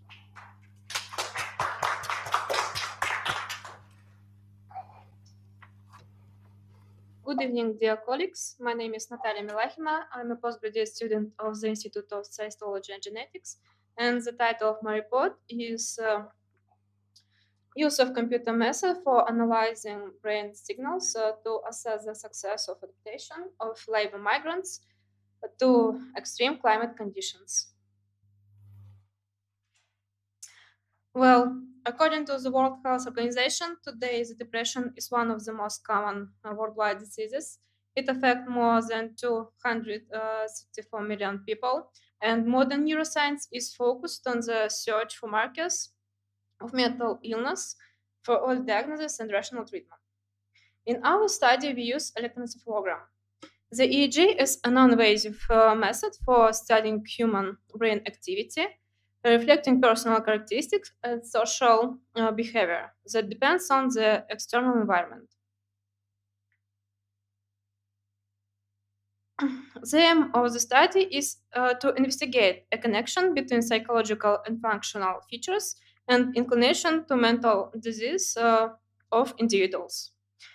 We compare EEGs of people of different ethnic groups living in different climatic regions of Siberia and labor migrants who moved from South region to Yakutia. We record them in functional resting state conditions, and the test group consists of the people from Novosibirsk of different nationalities, about 250 people, 96 residents, two ones of the Republic of Tuva, the residents of Yakutia, Yakutsk, Venki, and Yukagira, about 85% from Yakutsk and 50% from Khandigo village. And migrant workers of different nationalities, Uzbeks, Tajiks, Kyrgyz, and Arabs, who moved to a permanent residence in Yakutia. And the migrants were examined twice, immediately after they moved to Yakutsk and 6 months later, since 2018 to 2019. First, the EEG resting state recording. Resting state brain activity was recorded for 12 minutes, 2 minutes rotational eyes opening and closing, with 128 channels of network amplifier. The EEG data was processed using EEG lab toolbox and Desloretta. And what is resting state conditions? It's the biopotency of the brain in the state without any complex complex cognitive task and endogenous and exogenous stimuli. The functional activity of so-called resting state brain networks, including the brain default mode network and the central executive network. And this system are related to a predisposition to depression and anxiety disorder. The demon system is activated when a person is deep in their thoughts and does some kind of mental task. And this scene provides us with a cognitive function and attention. Besides, all participants were tested with a psychological questionnaire. The questionnaire markers of factors Big Five, Spielberg Personal Anxiety Test Questionnaire, a questionnaire for measuring individualistic and collectivistic tendencies, and questionnaire for measuring depressive symptoms.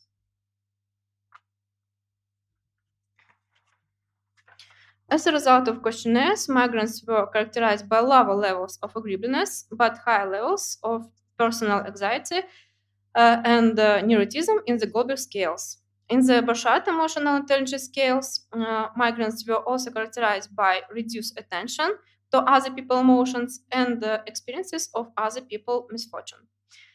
The migrants in the first survey had higher score on the scale of cognitive affective depression of the back depressive inventory compared to permanent residents of Yakutia and Novosibirsk region. The groups of Yakutia residents, both urban and rural, did not differ by their depressive symptoms, and besides, depressive symptomatic levels were positively correlated with a neuroticism score in the Goldberg questionnaire in all groups of participants. Negative correlation of depressive symptoms with extraversion and agreeableness have also been revealed. A re-examination of migrants showed that their cognitive affective manifestation of depression significantly decreased in comparison with the first testing. In these diagrams, you can see the result from the psychological questionnaire of several ethnic groups.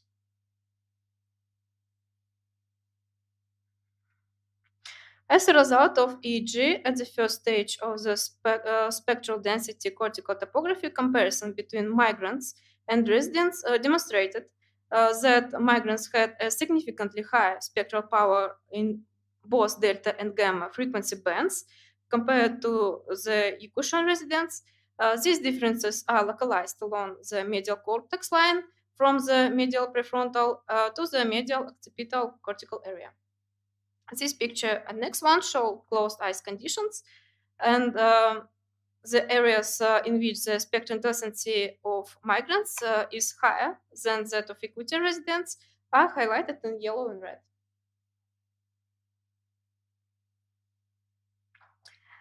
In this picture, you can see between group comparison of the spectral density in the delta and gamma rhythms at rest in migrants during their second recording with the residents of Kandyga village. In this result, you can see spectral power is only posterior cortical line. And the within group comparison of migrants shows that the brain activity significantly differ between the first and second period of study. Cortical distribution of within groups differences among migrants coincide with the distribution of between groups differences, where the first year migrants and residents were compared. And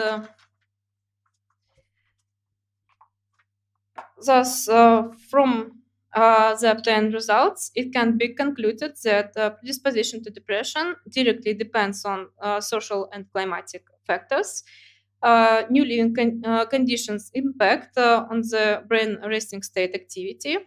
And it's at this point our task to understand which default mode network or central executive network are positively correlated with depression symptoms. Thank you for attention. Thank you. Has somebody question? Please, Vladimir. My question is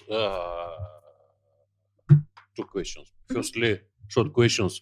How many people take a part in your research? And second question is, you speak about Big Five questionnaire, and what information do you obtain from the question answer? Yeah, from the and used in your research. Thank you. At the first, our sample of study about 500 people of different nationalities.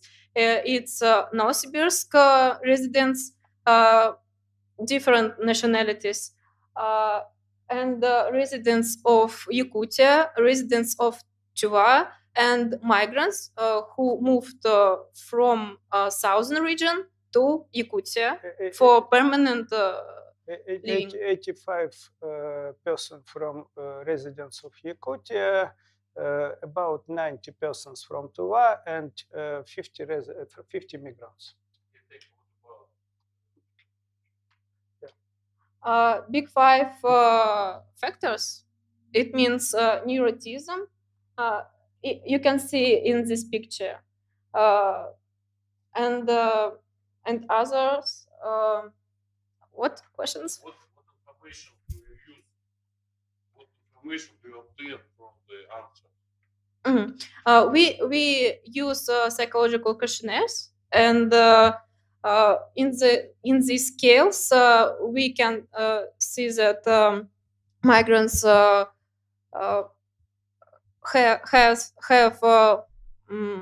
higher scale in neuroticism, but a lower scale in agreeableness. for example, and neurotism. High level neurotism and low level. Yeah, I try to make some comments because I'm co-host of this talk. It's a question. Yeah, high level of description and low level of description. Yeah, EEG, it's low level of description. It's description of human brain and physical level. Yeah, Big Five model, it's description and self representation, it's self estimation. And for us, there are two important factors.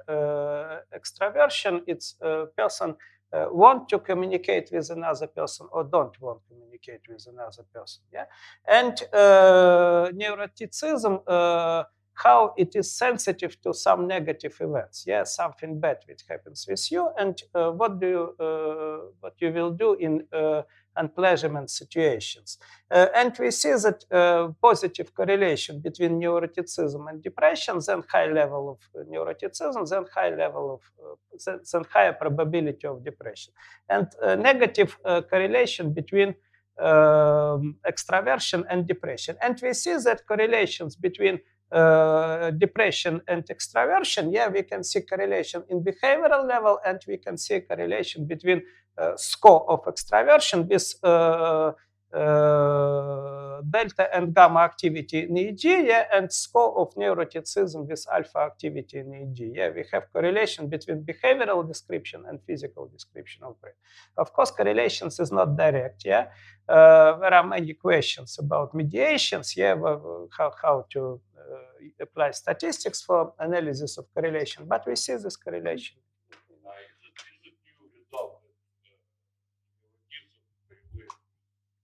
No, it's not new result, but we apply this for description of migrants. Yeah, it is new result. Okay. Why do you select Yakutsk?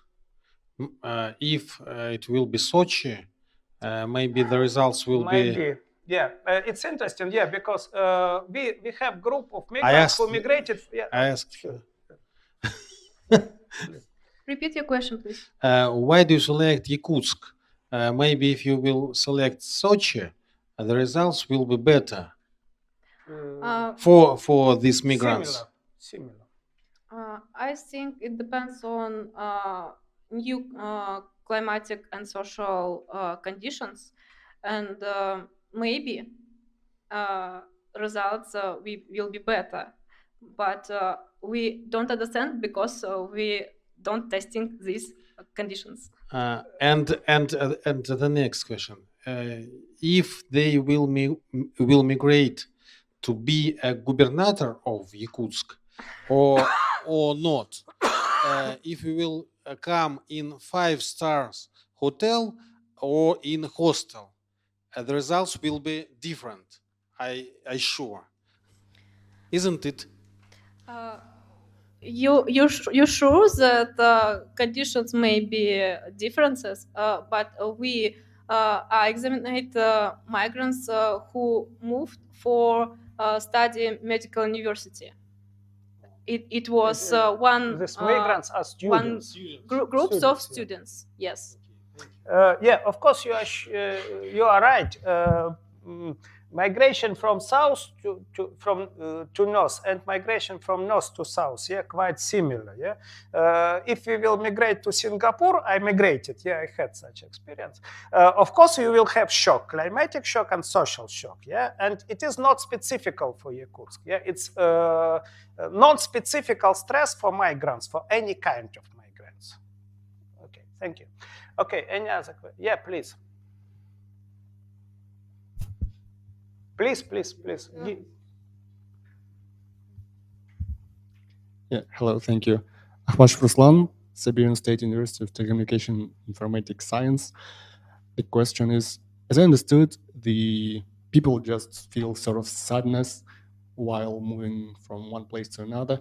And is it a time that people will get used to this environment and will be much happier or something like that? Did you study such things? Can you first part your question? I don't What's the hear question? you. I didn't hear you. Oops. Okay. Now it's okay.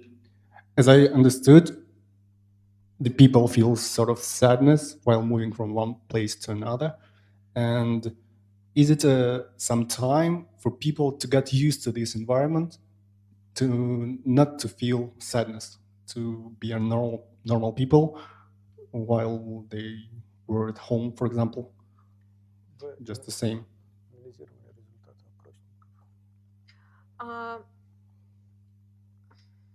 Maybe I don't understand correctly this article. People felt anxiety after change positions. Yeah. Yeah, I got this. But for example, will they be normal like in a year or in a 2 year or 5 years? We investigate migrants 6 months later, but we didn't testing this group. Testing group years, 1 year or 2 years or 3 years later. Yeah. I got you. And will you? Maybe. Okay, thank you. Thank you. Okay, thanks a lot for questions. Thank you, Natalya, for your presentation. And today is the last speaker. Yeah, I'm happy. Evgeny Zavarzin. Hello, colleagues. I would like to introduce our processing algorithm of neurophysiological data and its applications in diagnostics of psychological deviations.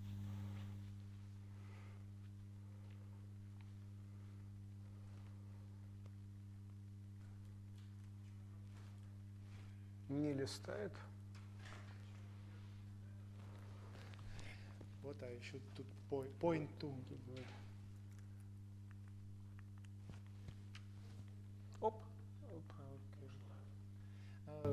I can just say next slide. It's comfortable for me. Okay. Next slide, please. Oh, please. Sorry. Let's start from theory. Brain activity can be measured, and without surgery. This slide shows an example of neuroimaging using functional magnetic resonance imaging, fMRI. We rely on the theory that certain areas of the brain are co-activated under certain conditions. It's also called functional networks. Next slide, please. Click your user. It's workable? Yeah. Oh, thank you. We are interested in one of them, the default mode network DMN, a functional network that is active at the time when a person is not busy with anything or is distracted. We are interested in this network because of subject mental state connected to DMN functioning. DMN is linked with emotional processing and social interactions. This network is well understood with fMRI, but fMRI is not the most convenient neuroimaging method because of its size of equipment and its cost. On the other hand, we have an electroencephalogram, EEG. This is a very cheap and mobile method, relatively, with a high temporal resolution. Its problem is spatial resolution, because EEG measures the voltage from the surface of the head skin, and the signal is very noisy and generalized. So, can we analyze the activity of DMN via EEG?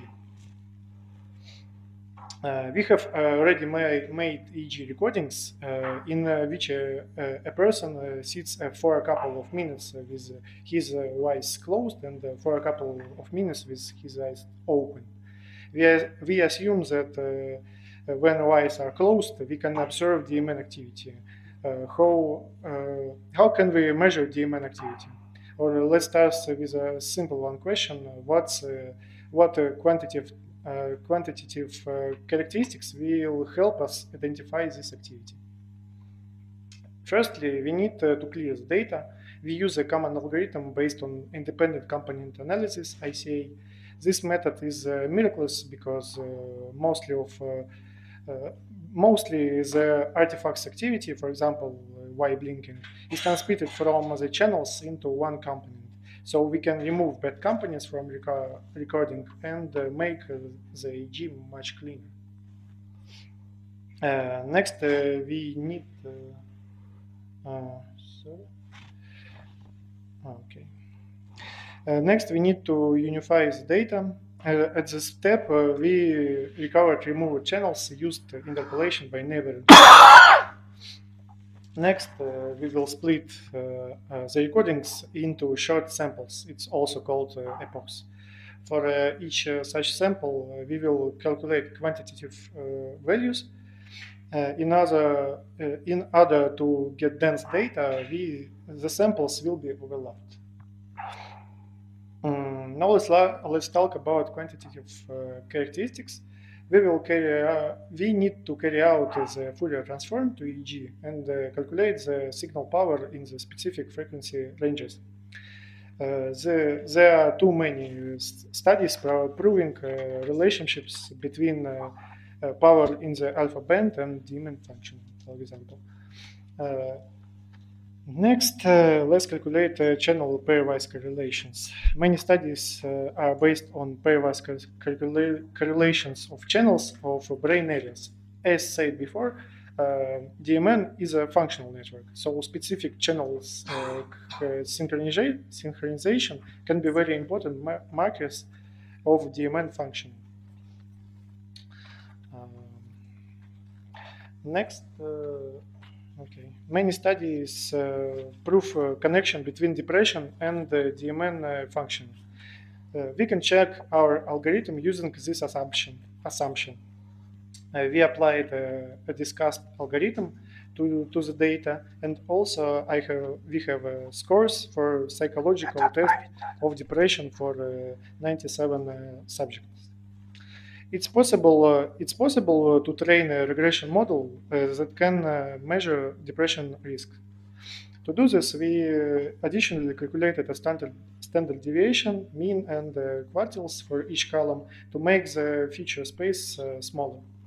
Then we subtract values of the close condition from the open condition and train the random forest regression.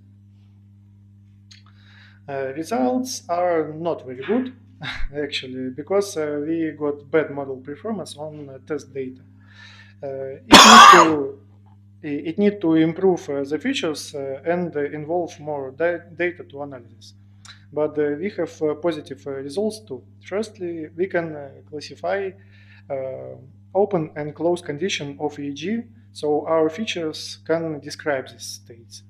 Secondly, we can train models on the whole data set and get the most important features. We can see that correlation values are not useless and should be used in further analysis. That's all. Thanks for your attention. Question, please. Okay, thank you for your presentation. Any question? Vladimir, please. Thank you for your talk. What is connection with connectomes and your results? Something. We talk about pairwise correlations. And the EEG. What? It's a preprocessing algorithm for EEG data. Where is connectomes? Connectomes? You speak firstly on the first slide. You speak, yes, you about DMN, default mode New York. What is relation between DMN is some kind of connectome? We have two methods of neuroimaging, fMRI and EEG. Okay, we need to observe DMN activity, but fMRI is not very convenient, and we can try to study DMN using EEG.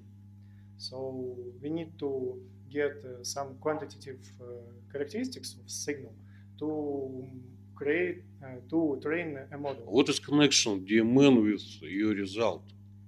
He tried. I can answer.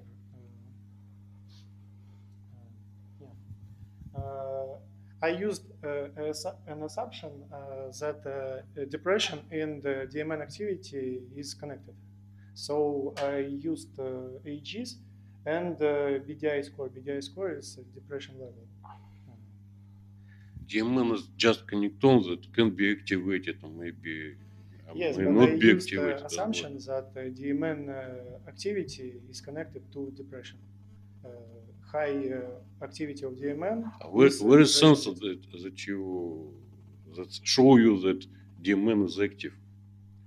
The DMN, it's different structures, yeah, which is distributed in different part of cortex, yeah, and there is measure how they connected between each other, yeah, and there is he tried to apply algorithm for estimation of degree of connectivity between structures inside of DMN and outside of DMN, yeah.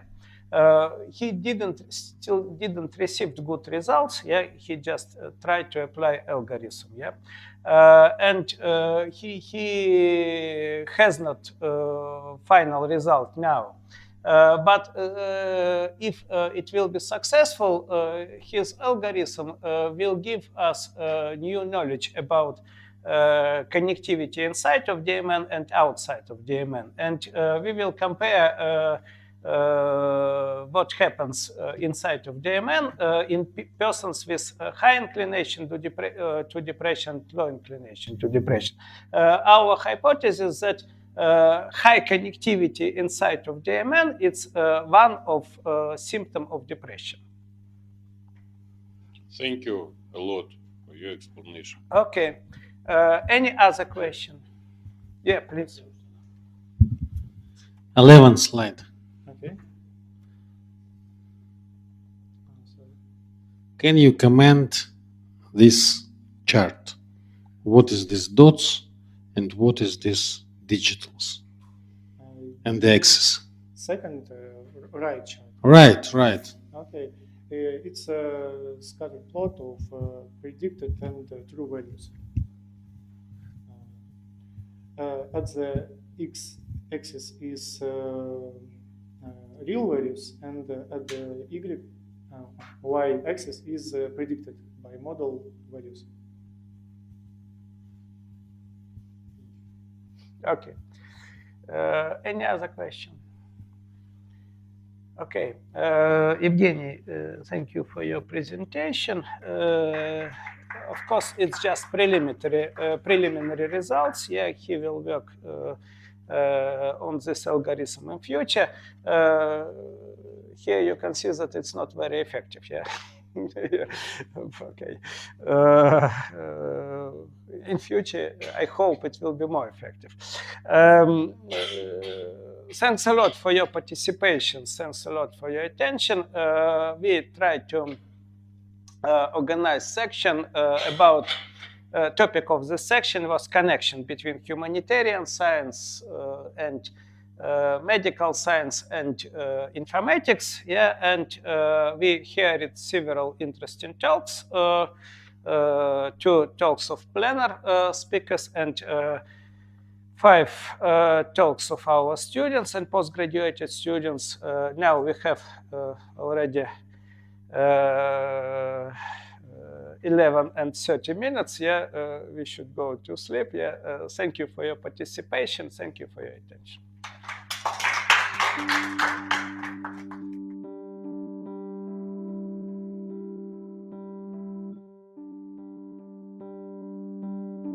What is NSTU?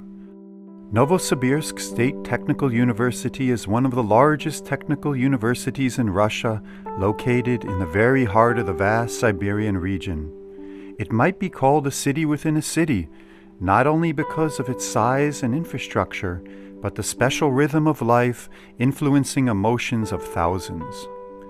NSTU guarantees advanced education, offers a vast variety of programs, and is proud of its highly qualified faculty. It provides stimulating ground for the students to acquire knowledge, develop skills, and understand the beauty of the world in its diversity and multiplicity.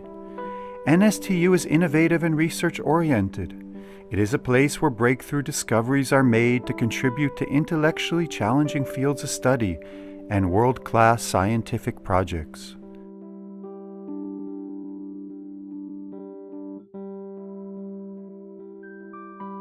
NSTU enjoys freedom of creativity and thought.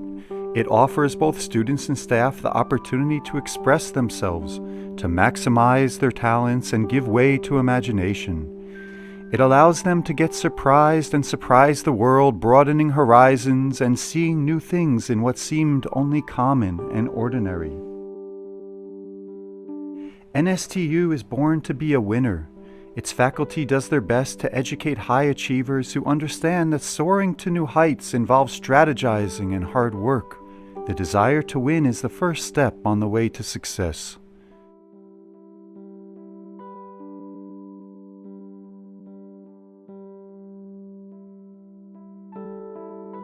NSTU is your career. It offers new contacts leading to lifelong friendship, positive emotions, and love. It fills your life with meaning and gives unforgettable experiences. NSTU is people. NSTU is you.